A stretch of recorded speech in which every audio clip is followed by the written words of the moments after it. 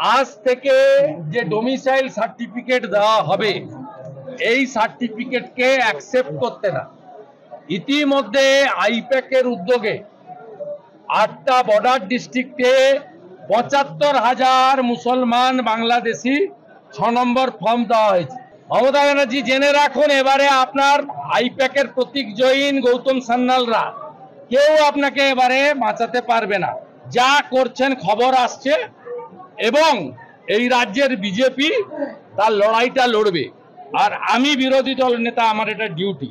এবং শুধু তাই নয়, আমি পশ্চিমবাংলায় বিডিও, এসডিও, ডিএমদেরকে ধমকি নয়, সতর্ক করছি, আপনারা আজ থেকে দেওয়া ডোমিসাইল সার্টিফিকেট যদি হিয়ারিং এ বা তদন্তে বাড়ি বাড়ি সার্ভেতে অ্যাকসেপ্ট করেন আজকের দিন থেকে 26শে জুলাই থেকে, তাহলে পাঠানকালীর ভুয়া জন্ম মৃত্যু সার্টিফিকেট মতো আপনাদের কপালে